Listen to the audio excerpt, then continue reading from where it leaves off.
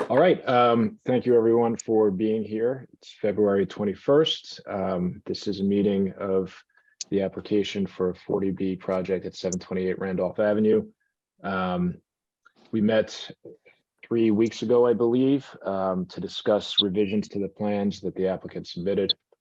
In the intervening time, I understand that Mr. Reardon has had an opportunity to review the revised application and has issued a letter reporting on both items that were previously outstanding and some current items that he wanted to mention. We also have a piece of correspondence from Marion McKettrick on behalf of the Driscolls, as well as revised application materials from the applicant. So I guess, my first order of business is to hear from Sean about his review and his report, unless Peter or any of my board members have an alternative plan. No, Mr. Chairman, for the record, Peter Freeman representing the applicant, and that's fine. We can certainly present the slight revision since last time and explain things if you want, but I think it makes sense to go first with Sean. Okay. Sean, I know you're fresh out of the car, but if you are so willing. I am. The floor is yours. So, yep. So we got revised drawings. I guess it was probably late last week. And fortunately, Deb and I had been coordinating most of these changes, and we'd spoken with Chief Madden. So I think everything that I saw was in line with expectations. Most notably, obviously, the relocation of the driveway from the existing driveway to the access road, from our standpoint, really solved all the problems that were really bugging us from day one. And frankly, at the point we last left, it didn't really seem that solvable.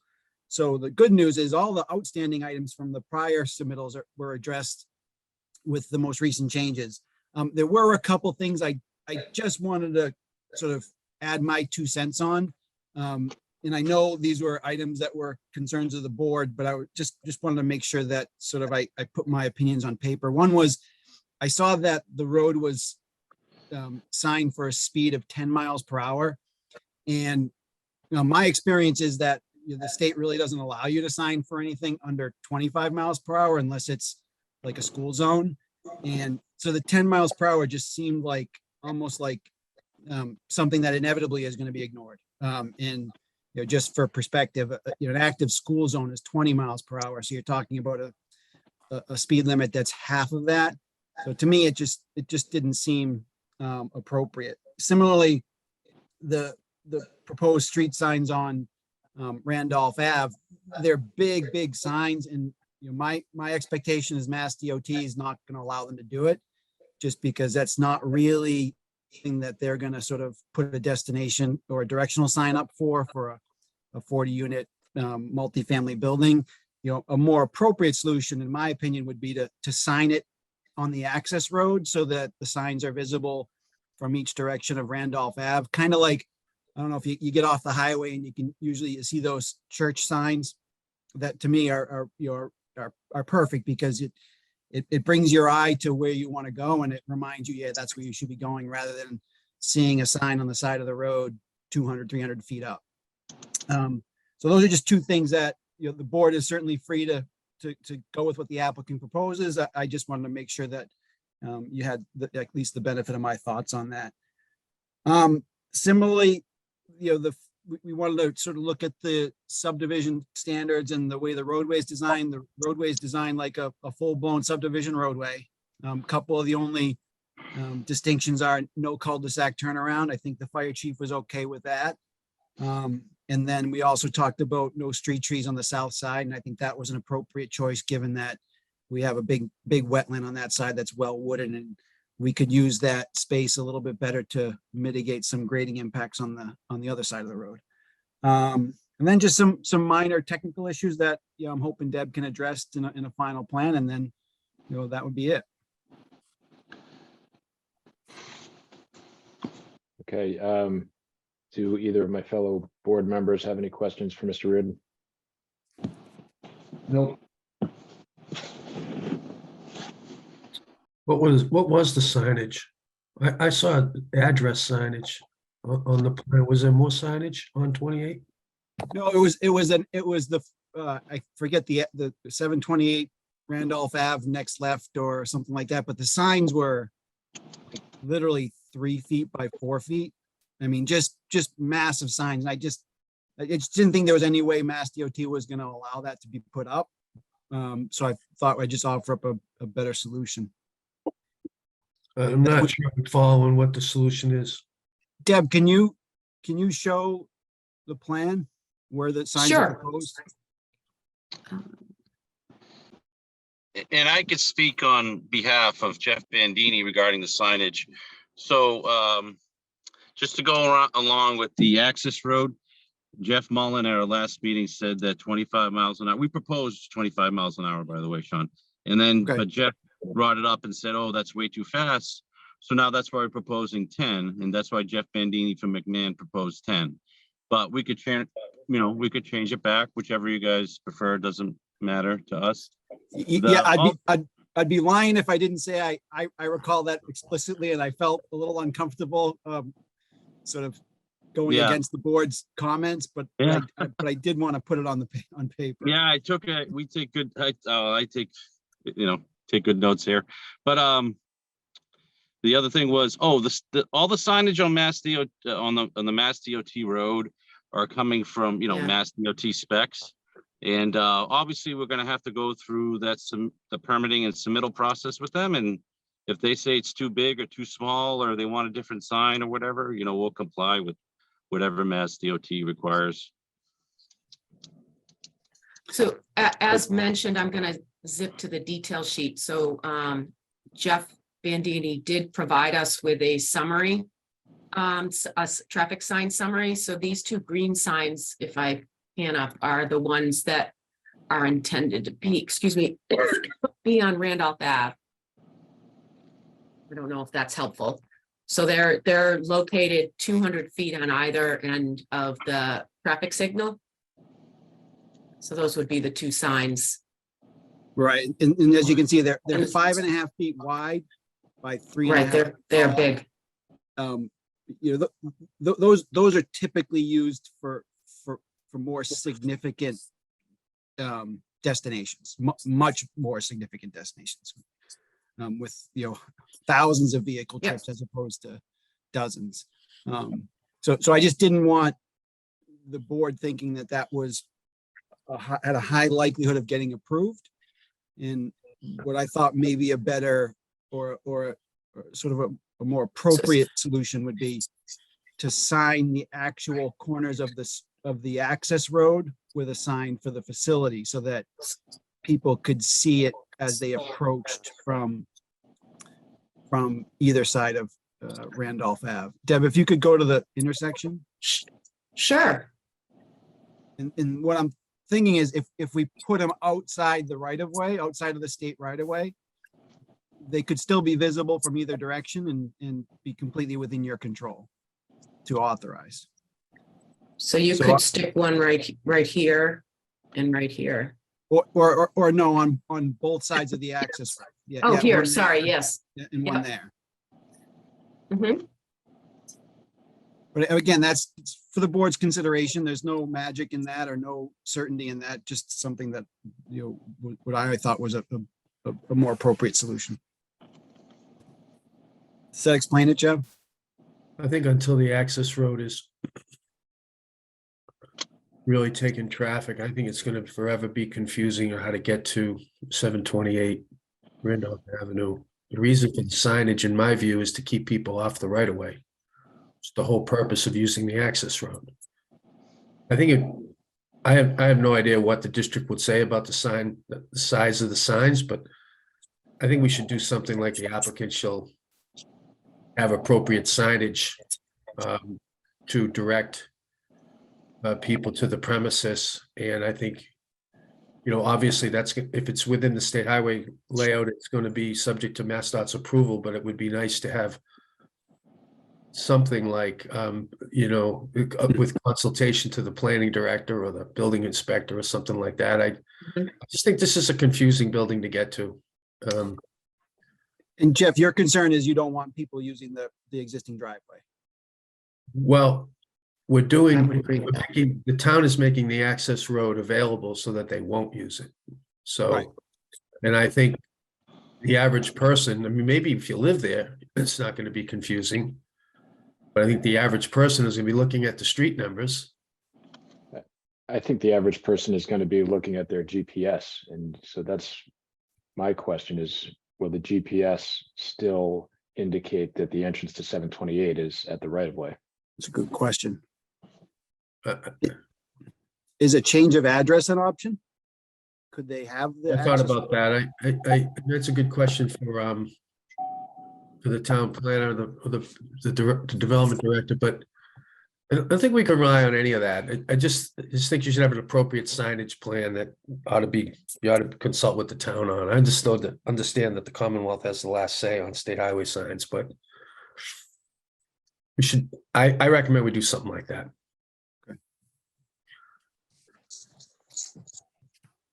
Okay.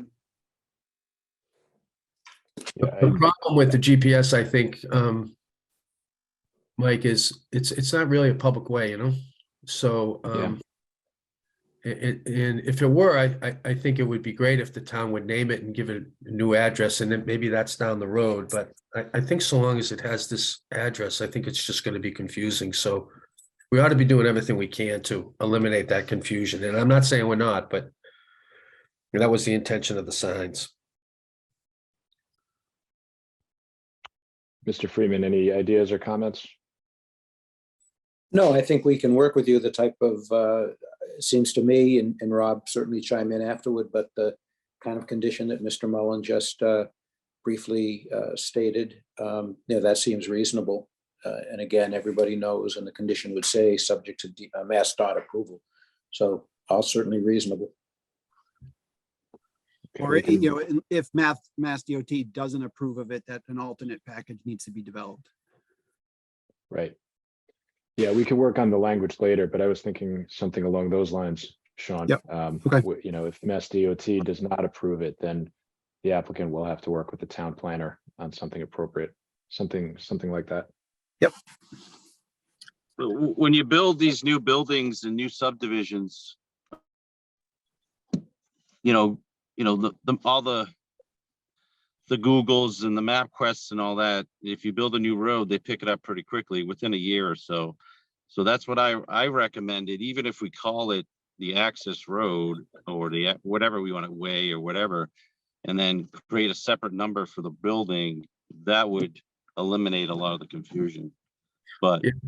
I think that is probably down the road, but I don't think we're going to get that done tonight. And yeah, it's probably got a name in its future, which would be great, and that would help. yeah. I don't feel strongly about the speed. I don't recall saying 10 miles per hour. I recall saying I thought it was too fast, but if the experts don't think that, then I don't have an objection.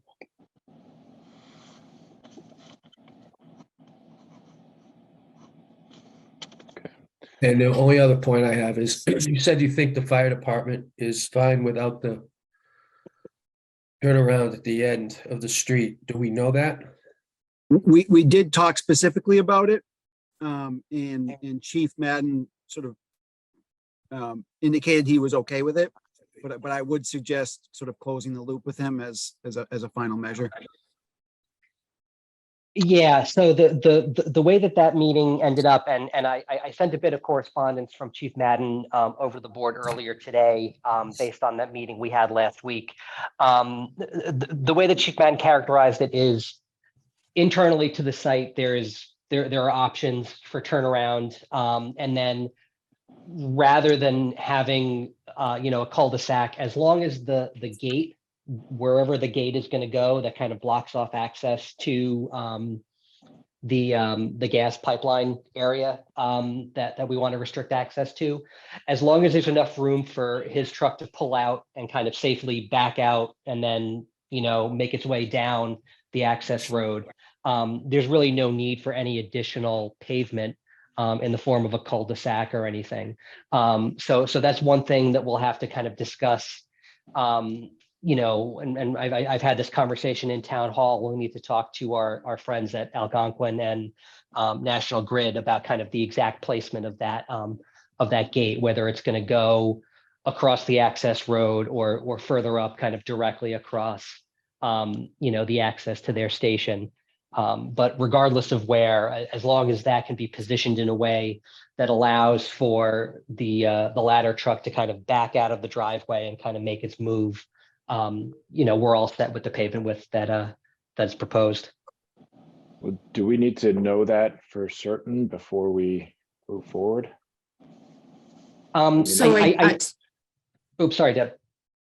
no, I was just gonna state that we did provide a emergency vehicle turning template with the latest submittal that shows that specific turnaround, pulling in, backing into the end of the access road and coming out. And there's approximately 50 feet plus from the driveway to where the gate is proposed, which allows for that turnaround. Right, I understand that, but I think what, Oh. and Tim, if I'm mistaken, please let me know, but that's where the gate is proposed. Is that where it's going to be? I mean, if it ends up being Oh. 40 feet closer in, that's a problem, right? It would be a problem. I don't have any reason to believe that there would be a reason for the gate to be there. So I mean, you know, the board could obviously condition its approval upon, you know, the location of a gate that allows for, you know, sufficient access and egress for fire vehicles. You know, the condition that gate is in now is, you know, just effectively a couple hundred feet down the road. You know, we'd be moving it, you know, up the road, but it would still function exactly as the gas companies need, which is to just restrict access, you know, to their facilities. So, you know, we've researched the easement agreements that we have with Algonquin and National Grid. We haven't yet reached out directly and kind of informed them of what our plans are. But again, I don't have any reason to believe that we can't come to, you know, a satisfactory conclusion for everybody. So, you know, it's just a matter of kind of appropriately conditioning the approval to allow for that, you know, negotiation to happen. Okay, thanks, Tim. I think that, I agree with that. I think that seems right to me. Okay, Do you think we should see the waiver list? yeah, so that's what I was going to ask. Is Mr. Freeman, I don't know if you're planning to submit an updated waiver list or any other revisions to any of the documents submitted so far, but is that something you're planning to do, or can you do that? I can certainly do it, although I don't believe that we have the need for changes. Deb, I don't know if you have any thoughts on that. I know we spoke about it periodically as you change the plans, including, you know, the most recent and significant change being the access road. Well, would you be seeking a waiver for the bylaw having to do with cul-de-sacs? Well, we could if you'd like it, but actually it's still not a subdivision, so we don't need a waiver from subdivision rules and regulations since the project isn't a subdivision. But if you're more comfortable with our asking for that request, and I guess that would also mean the same request for the street trees, we can certainly do that. I think I'd prefer it if you could. I think it would make our job a little bit easier. Okay. All right, before we move on, is there anybody else, any other board members, any other parties here, or any member of the public who has comment on the three issues raised by Sean Reardon, which is the miles per hour on the road, the signage on Randolph Avenue, or the cul-de-sac turnaround? All right, hearing none. I don't know if Marion McKettrick is on, but speaking of gates, she had submitted some correspondence regarding the Driscoll property. She is on. Would you like me to promote her over? Yes, please. Okay.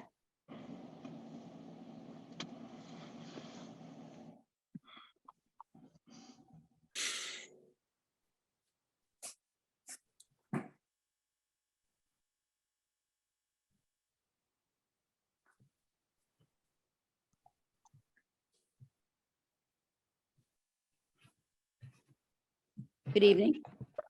Hi, Marion, how are you? I'm good. How are you? Good. I got your letter. I didn't have a chance to read it too closely, but I did read it, and I was just wondering if you would maybe hit the highlights for us here. Sure. Yeah, I'd be happy to do that. I'll start in reverse because you were just talking about the gate on the access road. So one of the things that we hadn't discussed previously with this change of plans is the fact that the Driscolls currently are able to go in and out of their driveway, and they can also back into the remaining part of the right of way in order to, turn trucks and turn vehicles and then go out. So we wanted to make sure that if there were a gate proposed somewhere on that side of the development, we don't know if there is, that it's as high up as possible so that you leave the remaining part of the access road that you're not doing anything to unencumbered. And maybe that's the plan. But we couldn't tell from this. I don't think the landscape plan either shows whether or not you're planning a gate. The other comment on a gate there is that if you're going to do a gate, we were asking that you design it like the one at Seasons Hospice. There's an emergency access there, and you can anybody who's doing the design can take a look at that. So those are my comments about gates on the right of way. The other comments we had, first of all, we wanted to say that the improved landscaping was very much what we were talking about. You've added a second layer of screening. You've used native New England arborvitae, and you also added additional landscaping at the top left corner of the site in between the Driscoll property and the parking lot. The only comment we do have on the landscaping plan is that we'd like to ask you to try to move that dumpster over. In the beginning of this project, when we looked at the original site plan, that's where the dumpster was. And we asked that you move it so that it's not as close to the lot lines, the Driscoll lot lines. Well, we have another issue now because now you're bringing the driveway in on the top side there. But looking at this plan, it seems to me possible for you to move that dumpster over to the right and sort of reverse the position of the dumpster and the dog park and snow storage so that the dumpster's further over and to the right. I know that we're not looking at the landscape plan, but yeah, you can see it here. Yeah, so, sorry, Marion, I did a see. quick- Oh, this is quick different. Yeah. Switch. So this is Okay. nobody's seen this, but I think I just wanted to make sure that this was sort of what you were looking for, where the dog park is over near the playground area. Then you have your vehicle turn, and then we have the dumpsters on the corner with snow removal over here. So that's Yes, just, thank you. I, if that's close to what you were looking for, that I think we can make that change, and that would be in this area here. Sure, if you can make it work. The idea is to move it away as much as you can, and I think that's looks like it as much as you can. So, I mean, I think John Driscoll may be in this meeting too, but we did talk about, I talked to him about the general idea of moving it over, and he agreed with that, he and his wife. So I appreciate that. It's very quick response to that comment. If there's anything else in our letter. No, I mean, those are, the only other comment I have, just to go back to the discussion of Randolph Ave, is there are other streets in town where Mass Highway has put up signs announcing that a street is coming up within, 20 feet or 30 feet. There's one at the end of Blue Hill Terrace Street. That's where my house is. And they only put that up probably 5 or 6, maybe 10 years ago, but it's really helpful. So I think that the idea of having some sign on Randolph Avenue is something you should continue to pursue. If they won't put one up that's as big as what you propose, then a smaller size sign, and maybe the whole question of address will play into that. But I agree that some advance warning is going to be important so people don't get confused and start turning into the right of way. But those are basically, that summarizes our comments. Thank you. Thanks, Marion. Michael, if I could just add one quick thing. So I do think Marion brings up a good point about basically it's a hammerhead turnaround for the Driscolls. That Deb, I think the landscape plan does preclude that. So I think there might have to be a little bit of a change to provide a hammerhead turnaround for the Driscolls at the end of the driveway. Okay, I'll take a double check, but I anticipated that existing pavement which I'm outlining here, Mhm. would be retained, but I'll double check that on the landscaping plan to make sure that they didn't encroach into that existing pavement area. Okay, Okay, so that's good. So that means that they've got enough room to back in there and turn around. Yeah, we'll leave sufficient room as it exists right now for them to back up and turn around, 20, 30 feet and. Okay. But we wanted to have that screening to come down so that they're here. screened from the building and all that stuff. So. Yep. sure. Let me see if I can. You actually put the landscaping plan up. I was just actually coming to look for that. I think the landscaping, some of the landscaping is within the easement area. And I know it's confusing because the driveway's not within the easement area, Yeah. so. But I think it seemed to me that within reason, we ought to have some understanding of how the landscaping interacted with the easement. And then, so that was one point I had. The second point is I did ask about that gate at that location, which I think is important for emergencies. I don't know what I've probably seen it, but I don't know what the gate looks like at the hospice. What is it, Marion? I can't really describe it very well. Is it I- chain link or is it the kind of thing you see up at the Blue Hills? I think it's like the Blue Hills, but it's easily moved in case it has to be. It's like metal bars, like the Blue Hill Gate, if I remember. Yeah. right. So just to clarify, when we met with the fire department, the chief did not want a gate at all. So we don't have a gate. Oh, It's completely okay. cut off. He said it just creates confusion with the fire department and in emergencies. So we absolutely have no gate, just curbing going straight. And he said that they'll just Yep. use a NFPA turnaround to go back out. And What is the curbing? Is it like a Cape Cod berm? granite. And what's granite that? curbing. Is that going down the hill? This will, the proposed site would be granite curbing. There's no curbing on, we're not touching the existing driveway. So that existing driveway remains, the landscaping runs right up very close to the existing pavement of the driveway there, but doesn't it? They don't show the easement on this plan. I overlay. Yeah. Yeah, okay. Yeah, you might want to look at that just to make sure you're giving them practically enough room regardless of where the existing pavement ends. Mhm. Maybe just the depth of a parking stall. Yeah, that makes sense. Yeah, that's fine. Something along the lines of the landscaping should be installed to not frustrate the use of the easement or something like that seems appropriate to me. Yeah, you could pull it back a little bit here. Don't actually. The grading plan, our limit of work is way up here, up near the driveway, the parking lot. So we're not even coming down close. This is where your limit of pavement is on the existing driveway. So there is a good distance here that we could adjust that landscaping for. What is the space between the end of the driveway and the landscaping? It looked like it was, is it grassed? It's gravel, dirt. It's a driveway. No, the green. Oh, patch. now? Yeah, no, what's The proposed is grass. Yep. The Yeah. proposed. That's a Yeah, looks first like one. it. That's like a So little. Right now, we have about 15 feet or so for a Yeah. turnaround for Driscoll. I mean, we could pull it back 20, 25, it doesn't matter to us really. Yeah, Not a big deal. I mean, I would recommend, I mean, obviously, the board, be up to the board, but I feel like something, leave it general, because that feels to me more like a field change. Given the fact that there's no real element there. I mean, that's a little slope, right? Yeah. Yeah, It's, Yeah, that's the access to 728, yeah.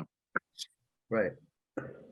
So Driscoll just comes down and drives and goes right to 28. There's really no need for them to back up into the 728 entrance.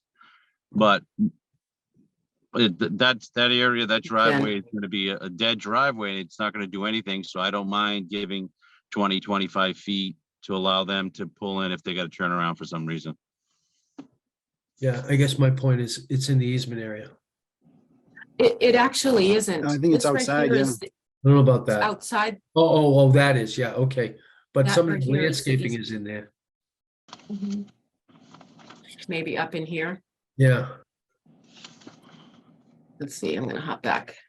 Yeah, we're not in the Yeah, easement. No, Deb, yeah. we're not in the easement. Doesn't look like it. No, we're not. We'll verify, and if we are, we'll pull it back out of the easement. So we're not doing any landscaping in the easement. Okay, fair enough. We'll verify. Deb will verify and we'll pull it back. Sure. Yep. And if you can leave the additional pavement for turning a truck, because John Driscoll drives a truck. I think that's one of the reasons he's concerned about this. And he Yep. wants, it's easier for him sometimes to back down and back into the end of the easement and then go out. So I think what you're talking about, extending just a little bit into where it's described as snow storage and grass, Yeah. doesn't really harm the landscaping view, and it would be helpful. So we'd appreciate it if you could do that. And Marion, 25 feet should be more than enough room for that. Yes.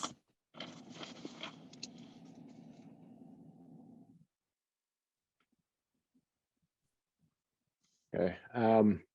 Okay. Crystal, I don't know if anybody in the public has their hand raised or wants to be heard. There is John Driscoll. If you could promote I him. just we could promote, do- I just promoted him over. Thank you. Hi, Mr. Driscoll. Did you want to say something?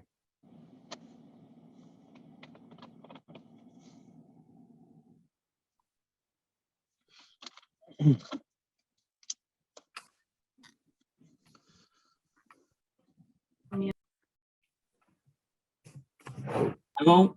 Hey, Hello? Mr. Driscoll, how are you? Yeah, no, I appreciate that 20 to 25 feet. That way I can pull up and back up my driveway. With it. Hello? Okay, no, we hear you. We hear you. No, I appreciate that. That will work. Great, All right, thank you. great, thank you. So let me ask Mr. Gray and Mr. Mullen, how do you want to proceed from here? Is there anything else that you want to hear tonight, or should we start talking about our next steps? I don't have any further questions. Nor do I. I Okay. appreciate all the work that's gone into developing the plan. Same. So I guess, Mr. Freeman, we should discuss next steps. I mean, I'd like to see the revised waiver list, if you would be so kind. And then I think we should probably schedule another hearing to take a look at that and perhaps make a decision. Sure, Mr. Chairman, I agree. I appreciate that.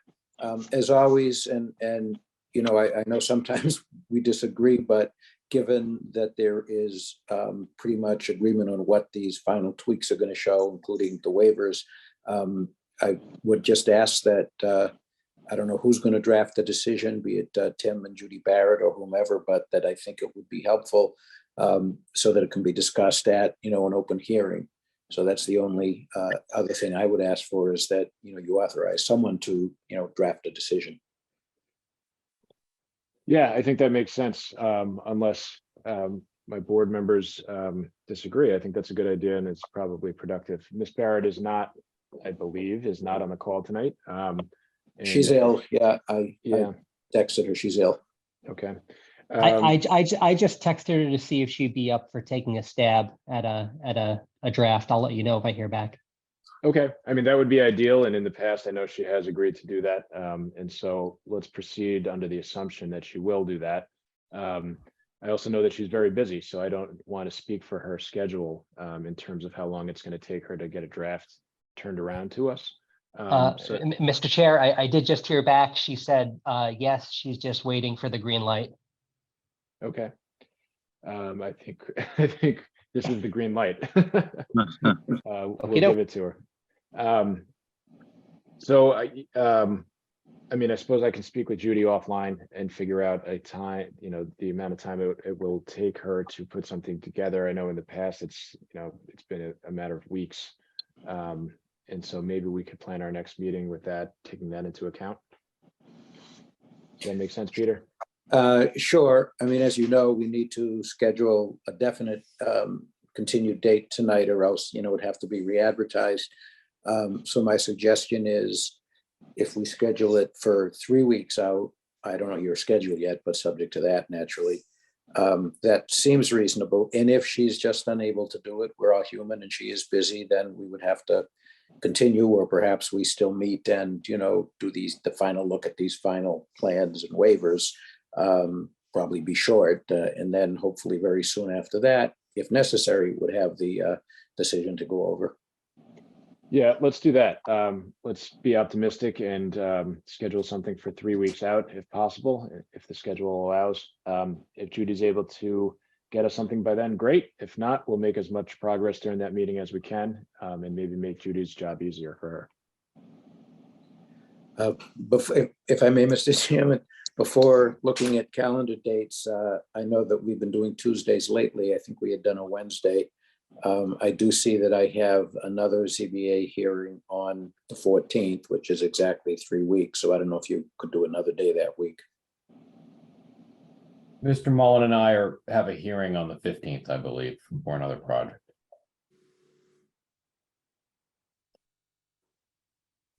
Okay, so the well, 14th and and 15th, they're out. Yeah.